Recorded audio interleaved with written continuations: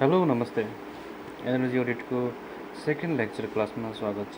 Diploma in electrical engineering third year second पार्टको lecture class हो यो। आज च्याप्टर वान भनेको हाम्रो introduction to energy audit. Energy audit भनेको खासमा भनेको चेक गर्नु, विचार गर्नु, पुनर्विचार गर्नु, निर्णय लिनु, अडिटिङ गर्नु।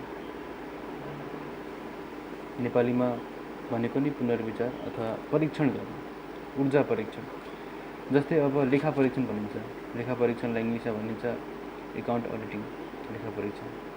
त्यस्तै गरेर एनर्जी अडिटिङ भनेको ऊर्जाको परीक्षण गर्नु, ऊर्जा खपतको परीक्षण गरेर त्यहाँबाट निष्कर्ष निकाल्नु। परीक्षण मात्रै गरेर भएन, निष्कर्ष पनि निकाल्नु पर्यो। परीक्षण मात्रै गरियो भने टेस्टिङ भयो, निष्कर्षसहित निकाल्यो भने त अडिटिङ भयो। अडिटिङमा परीक्षण पनि हुन्छ, टेस्टिङ पनि हुन्छ र निर्णय डिसिजन पनि हुन्छ र सँगसँगै त्यसमा के हुन्छ, रिकर्डिङ पनि हुन्छ। रिकर्डिङ भनेको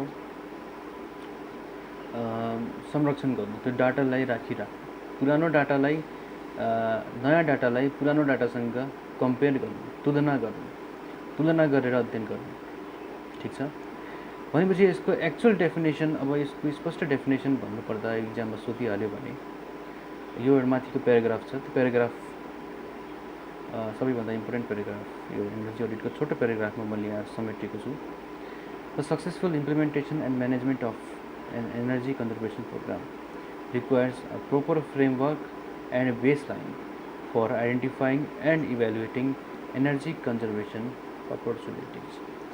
अब एनर्जी अडिट किन गरिन्छ भनेर यहाँ क्वेसन गरिहाल्यो भने यहाँ एउटा आन्सर यहाँ हामीले भन्न सक्छौँ, एउटा उत्तर हामी यहाँ दिन सक्छौँ कि एनर्जी अडिट किन गरिन्छ, किन हामीले पढिराखेका छौँ त?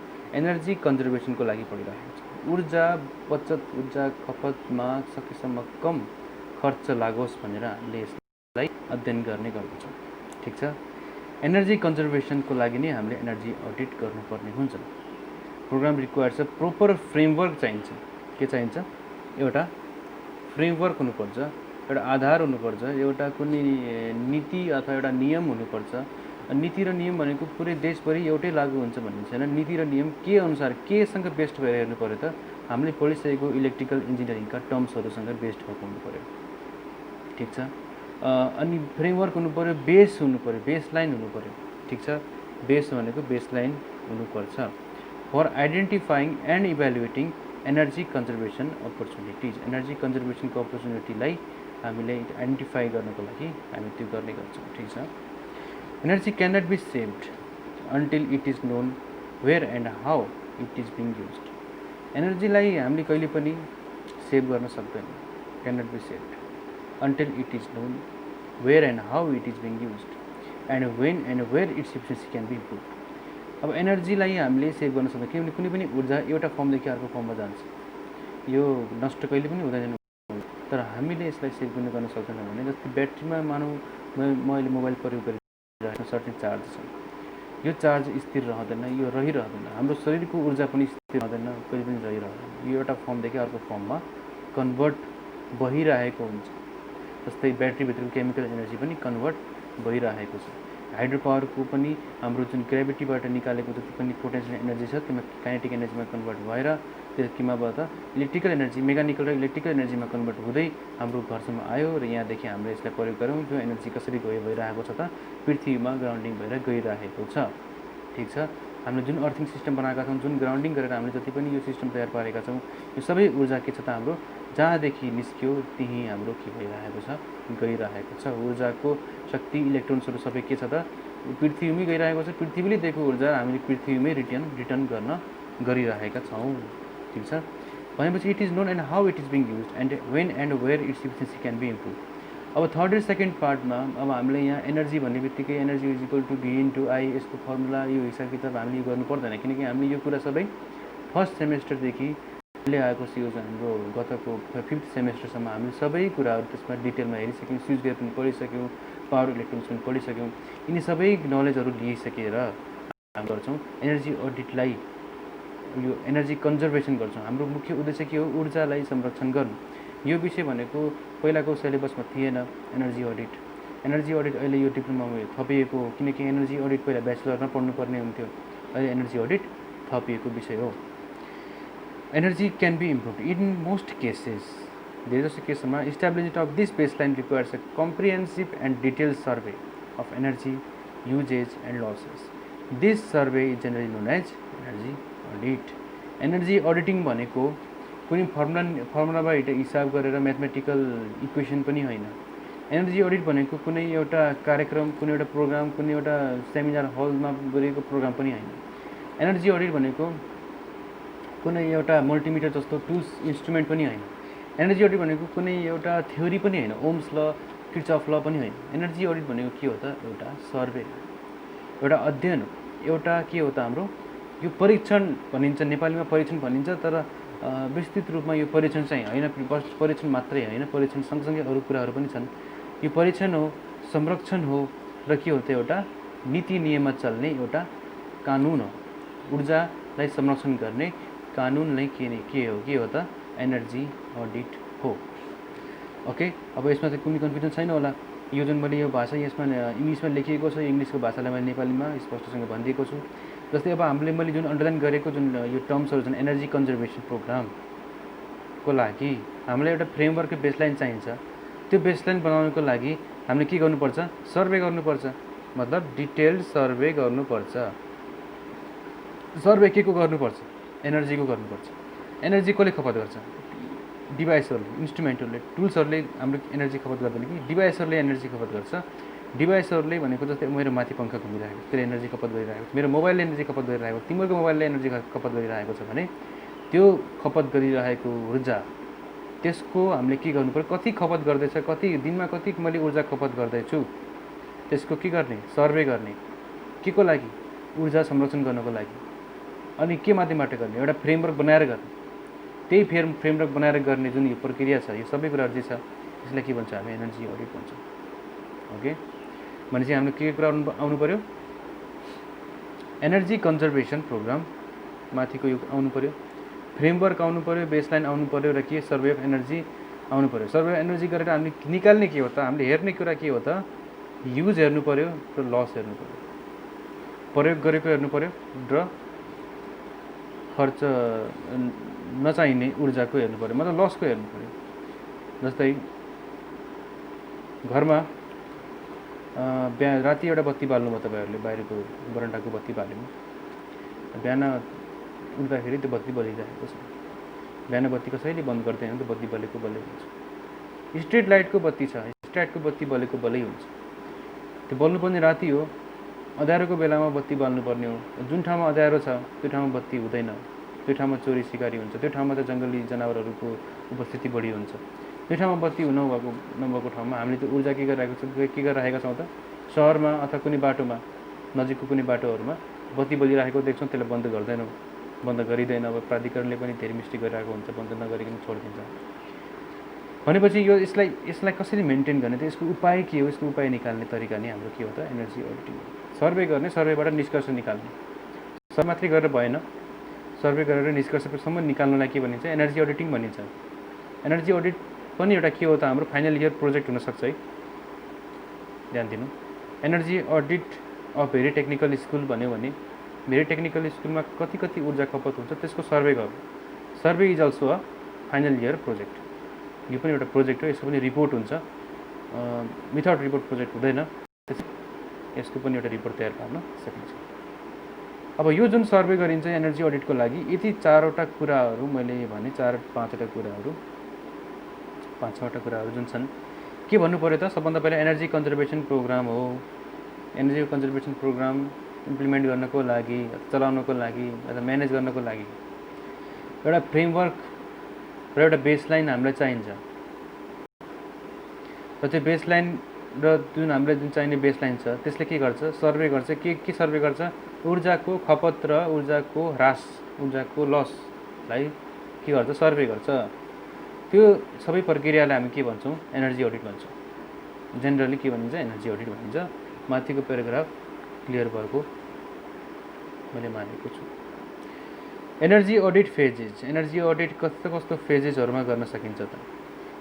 तलको उसमा लाइनमा हेरौँ, energy audit are normally carried out in 2 sequential phases, preliminary energy audit, detailed energy audit. Preliminary energy audit भनेको एनर्जी अडिट गर्नुभन्दा पहिलाको काम, डिटेल्ड एनर्जी अडिट भनेको डिटेलमा गरिने कुन काम। प्रिलिमिनरी भनेको भूतकालको भयो भने डिटेल्ड एनर्जी अडिट डिइए भनेको के भयो त? वर्तमान समयको अडिटिङ भयो। ठिक छ। अब audits are normally carried out in 2 sequential phases, सिक्वेन्समा गरिन्छ। यो कुनै मानव डिटेल पहिला गर्ने त्यसपछि प्रिलिमिनरी पहिला गर्ने, त्यस्तो हुँदैन। पहिला के गरिन्छ? प्रिलिमिनरी गरिन्छ, त्यसपछि के गरिन्छ? डिटेल गरिन्छ। भनेपछि यसको ल्याङ्ग्वेज पनि हामी पढेर आफै बुझ्न सक्छौँ। डिटेल भनेको कस्तो भयो, प्रिलिमिनरी कस्तो भयो। ठिक छ। अब प्रिलिमिनरीमा कस्तो हुन्छ भन्दाखेरि जस्तै बिटिएसको मैले एनर्जी अडिट गर्नु पऱ्यो, बिटिएस बिल्डिङ। सबभन्दा पहिला तिमीहरूले के गर्छौ?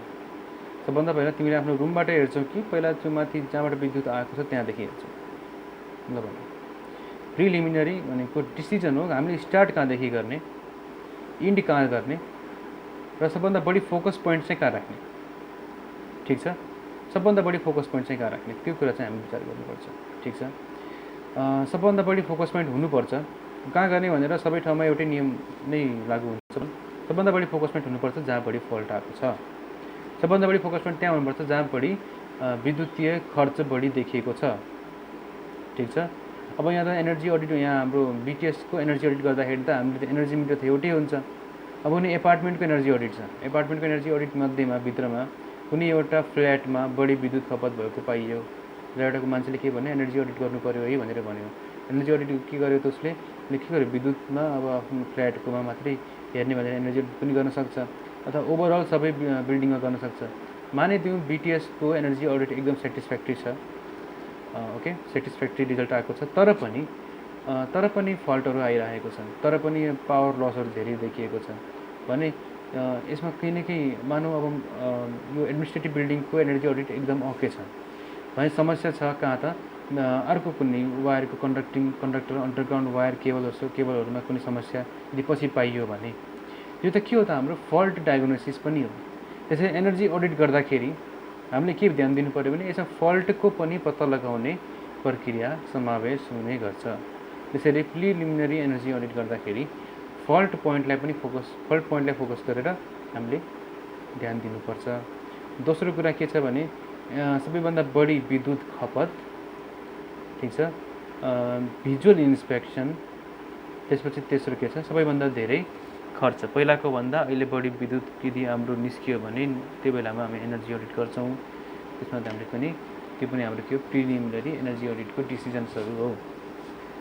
जस्तै घरमा मानौँ यो महिना छ हाम्रो जेठ असार महिना छ, जेठ महिनामा तिमीहरूको विद्युतको खपत आयो 500 रुपियाँ। ठिक छ। असारमा अब खपत अब आउनेवाला छ, असार सिद्धिसकेपछिको कुरा गरौँ। असारमा मानौँ आयो 900 रुपियाँ आयो, कतिले बढ्यो? 400 रुपियाँले बढ्यो। अनि किन बढ्यो भनेर तिमीले त सोचेको होला नि त, त्यो कहिलेकाहीँ त्यो दिमागमा आउँछ होला पक्कै पनि, किन बढ्यो यो पैसा त्यति धेरै भनेपछि यहाँ पक्कै पनि केही न केही गडबड हुनसक्छ। अथवा केही तिमीहरूको घरमा कुनै कार्यक्रम भएर विद्युत खपत बढी भएको हुनसक्छ, अथवा तिमीहरूले घरमा कुनै एउटा नयाँ लोड नयाँ सामान लिएर आयो, त्यो विद्युत खपत तिमीहरूले बढाइदिएको हुन्छ, होइन त? ल मानौँ एउटा कुनै घर छ, एउटा तिमीहरूको सानो कोठा छ, त्यो कोठामा तिमीले इलेक्ट्रिकल इक्विपमेन्टमा भनौँ एउटा ल्यापटप र एउटा मोबाइल मात्रै चार्ज गरिरहेका हुन्छौ र त्यसमा त्यति मात्रै तिमीहरूले विद्युत खपत गरिरहेका छौ। तिमीहरूसँग अब एउटा तिमीहरूले राइस कुकर किन्यौ, फ्रिज किनिसकेपछि पहिलाको विद्युत खपतभन्दा पछिको विद्युत खपत बढेको छ भनेपछि तिमीहरूले के पायो त? तिमीहरूले के डिसिजन गर्यौ कि यो हाम्रो जुन डेफिनेसन जुन माथिको छ यो मिल्यो कि मिलेन?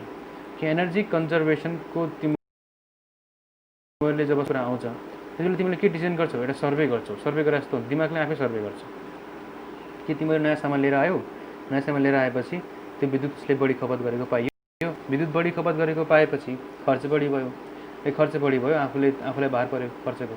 एक त सामान किनेको भार पर्यो, अर्को त विद्युत खपतको भार पर्यो। मतलब तिमीहरूले अब त्यसबाट अझै अरू एनालाइसिस पनि गर्न सक्छौ। हामीले त जस्तो हामीले के सीमित राख्नु पऱ्यो भने हामीले त्यो सामान आवश्यक छ भने हामीले त्यो सामान ल्याउने, आवश्यक छैन भने सामान नल्याउने भन्ने डिसिजन्सहरू तिमीले त्यहाँबाट लिन्छौ। त्यो आफ्नो पर्सनल डिसिजन्सहरू भयो। कुनै पनि संस्थाको, कुनै पनि उद्योग इन्डस्ट्रीहरूको डिसिजन्सहरू कस्तो हुन्छ? एकदम पुरै के हुन्छ डिटेलमा हुने गर्छ। एनर्जी अडिट भइसकेपछि डिसिजन्स कस्तो हुन्छ मिलेरै गर्ने गरिन्छ। ऊर्जाको मात्रै सञ्चित ऊर्जा घटाउनु छ भन्दैमा हामीले अनावश्यक नयाँ नयाँ इक्विपमेन्ट्सहरू नयाँ टेक्नोलोजीका इक्विपमेन्ट्सहरूलाई पनि हामीले हटाउनु त भएन। भनेपछि त्यहाँ के छ भने यहाँबाट कति इन्कम भएको छ, कति हाम्रो यहाँ पैसा गएको छ, हाम्रो अब ओभरअल इन्कम कति छ भन्ने कुराको हामीले के गर्न सक्छौँ, यहाँबाट डिसिजन्सहरू लिन सक्छौँ। उद्योगको खण्डमा इन्डस्ट्रीको केसमा हामी त्यो डिसिजन्सहरू लिने गर्छौँ। ठिक छ, यो पछि पनि डिटेल्समा आउनेछ। अब एनर्जी अडिटको टेक्निक्स जुन छ हाम्रो यो माथि जुन भन्यो फेजेसहरू भन्यो, कति फेज हुन्छ त एनर्जी अडिटको? एनर्जी अडिटको फेज हुन्छ दुईवटा फेज हुने गर्छ। एनर्जी अडिटको दुईवटा फेज हुने गर्छ र त्यो दुईवटा फेजलाई मैले यहाँ भनिसकेपछि अब एनर्जी अडिट टेक्निक्सहरूमा जाउँ। टेक्निक्स भनेको हाम्रो पद्धति, टेक्निक्स, तरिकाहरू। Major steps in an energy audit management programme. Energy audit management प्रोग्रामको मेजर हाम्रो स्टेप्सहरू के छन् त है? सबभन्दा पहिला इनिसियल मिटिङ विथ द म्यानेजमेन्टसँगको initial meeting. Explains the objectives of energy audit to the management and receive following data from the management. Management भनेको प्रशासन, जुन प्रशासन छ, जुन प्रशासनमा हामीले त्यो एनर्जी अडिट गरिराखेका छौँ, त्यो एनर्जी अडिट हामीले जुन प्रशासनमा हामीले गरिराखेका छौँ त्यो एनर्जी अडिट हामीले केमा गर्छौँ त? त्यो एनर्जी अडिट हामी केमा गर्छौँ त? प्रशासनसँग सल्लाह गरेर गर्ने गर्छौँ। अब प्रशासनसँग सल्लाह गर्ने बेलामा स्टेप 1मा त्यो छ मिटिङ विथ द म्यानेजमेन्टमा म्यानेजमेन्टसँगको मिटिङ राख्नु पऱ्यो। Explains the objectives of energy audit to the management, receive following data from the management. के डाटाहरू पाउनु पऱ्यो त? Cost of electricity consumed during the past 12 months. गत 12 महिनामा कति विद्युत खपतको खर्च कति भयो, विद्युत खपतको खर्च कति भयो। जस्तै बिटिएसको गर्नु पऱ्यो भने तिमीहरूले के गर्छ सबैभन्दा पहिला कि बिटिएसको प्रशासनमा गएर कि विद्युतीय खर्च एकाउन्ट लेखा शाखामा गएर विद्युतीय खर्च कति भयो, कति विद्युत खर्च हुने रहेछ, कुन क्याटेगोरीहरूमा खर्च भएर आएको छ, कति किलोवाट आवर अथवा युनिट्सहरू उठेको छ, यो गत 1 वर्ष पहिलाको डाटा हेरेर त्यो अनि हामीले के गर्छौँ, यो कस्ट अफ इलेक्ट्रिसिटी कति छ 12 महिनाको हामीले त्यो रेकर्ड गर्छौँ, राख्छौँ, लग गर्छौँ। अनि production during the same period, त्यही पिरियडमा कति प्रोडक्सन छ त? अब यो इन्डस्ट्रीको केसमा चाहिँ लागु हुन्छ। जस्तै अब मानौँ खर्च भयो 1 लाख, प्रोडक्सनको अब फाइदा भयो हाम्रो 50,000 भनेपछि विद्युतमा मात्रै 1 लाख तिर्नु पऱ्यो भने त्यो इन्डस्ट्री के काम? जब तिमीले विद्युतमै 1 लाख रुपियाँ महिनाको 1 लाख रुपियाँ तिमीले वर्षको तिरिरहेको छ र वर्षको आम्दानी चाहिँ 50,000 भने त के फाइदा भयो त? भएन। भने तिमीले के गर्छौ त? एनर्जी अडिट त्यसमा चाहिँ के हुन्छ? त्यसमा एनर्जी अडिट गर्नै पर्छ त्यस्तो खालको इन्डस्ट्रीमा। Production during the same period, त्यही पिरियडमा प्रोडक्सन कति भयो।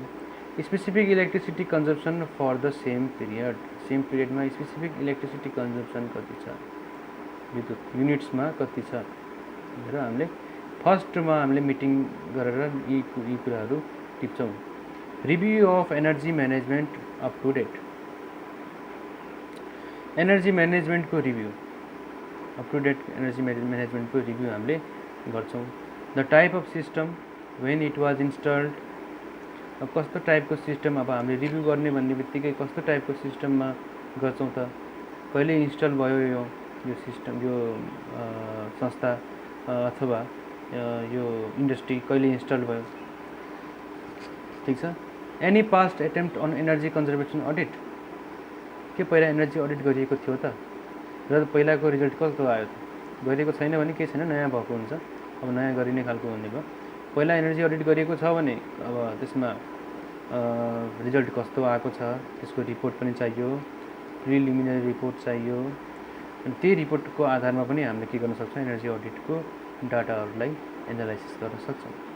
The management thinks about the past experiences, के म्यानेजमेन्टले सोचेको छ कि पास्ट एक्सपिरियन्स के घटेको छ, के कतै फल्ट आएको थियो, के कतै आगलागी भएको थियो, के कतै अब यहाँ खर्चमा अलि बढी धेरै खर्च आएको त्यस्तो कुनै डाटा थियो कि त्यस्तो के थियो, यस्तो हामीले के गर्छौँ, यो इन्टरभ्यू लिएर जस्तै गर्छौँ। Are there any problematic areas in the present installation, कि कुनै इन्स्टलेसनमा कुनै समस्या आएको थियो, अनि केही समस्या आएको थियो भने पनि फल्ट आएको थियो, भन्न खोजेको छ 8 पोइन्टमा त्यही कुरा भयो। What management things about the present maintenance practices. अब यो इलेक्ट्रिकल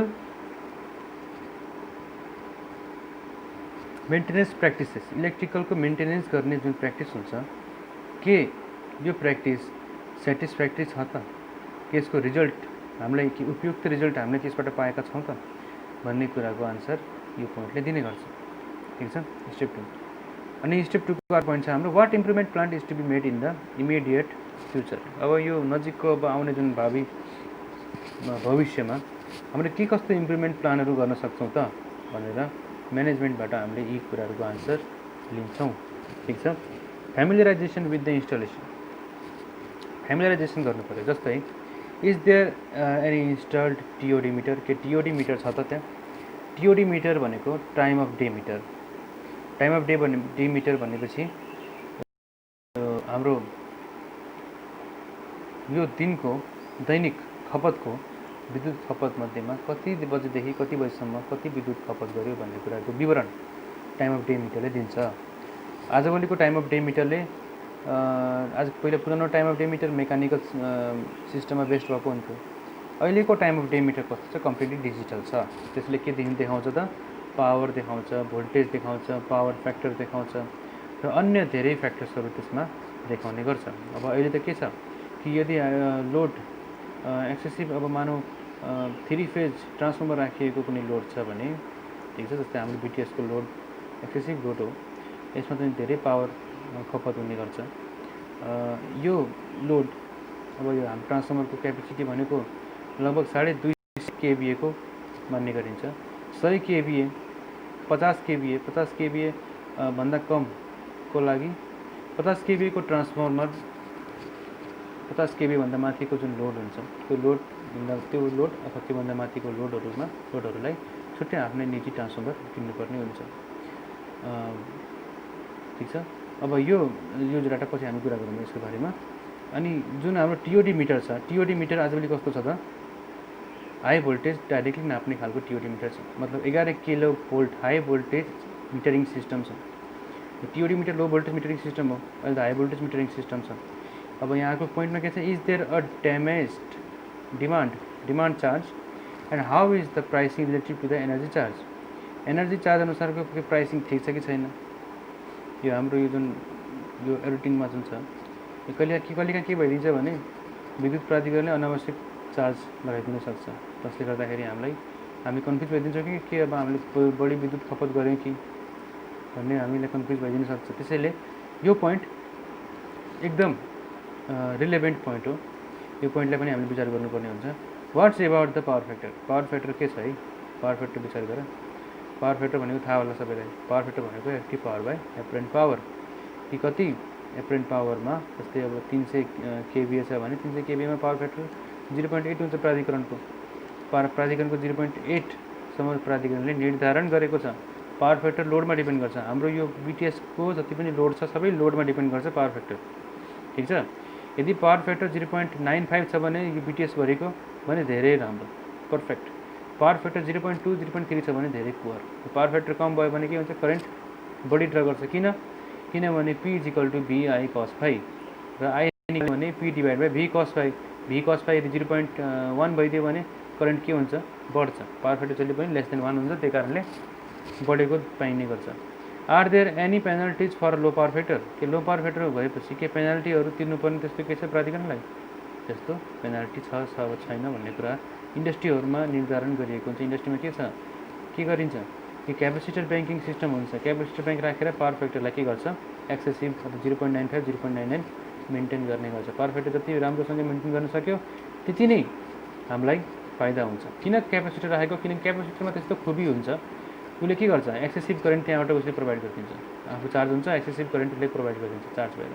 र त्यही करेन्टलाई युज गरेर हामी इन्डस्ट्रीलाई अपरेट गर्न सक्छौँ, न कि हामीले प्राधिकरणबाट जबरजस्ती लो पावर फ्याक्टरमा करेन्ट तानिराख्नु परोस्।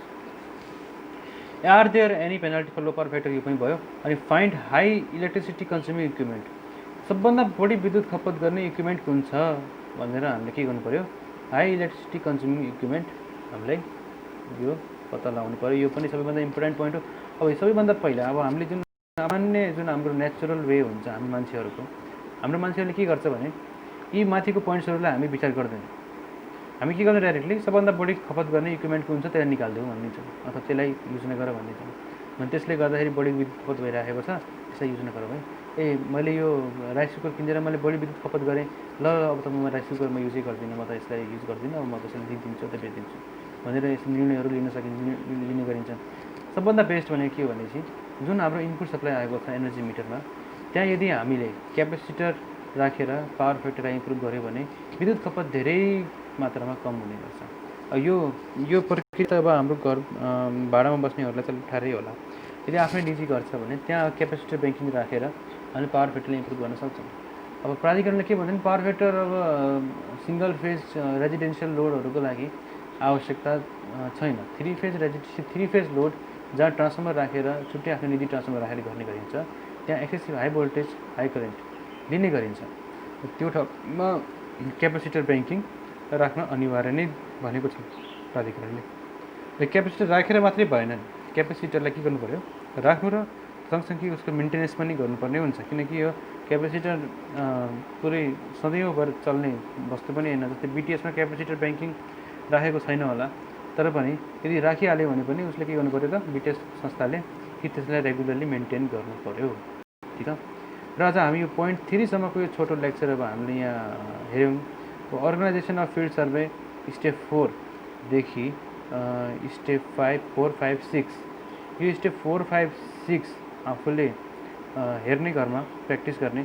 हामी यो 4, 5, 6बाट यदि कुनै अब यहाँ अहिलेसम्मको आएको पढेको कुनै क्वेसन्सहरू छ भने फेसबुक मेसेन्जर ग्रुपमा, एनर्जी अडिटको ग्रुपमा कमेन्ट गर्ने, हेर्ने, यसमा सोध्ने। त्यसपछि हामी अगाडि यो पोइन्ट नम्बर 3 मा बढौँला।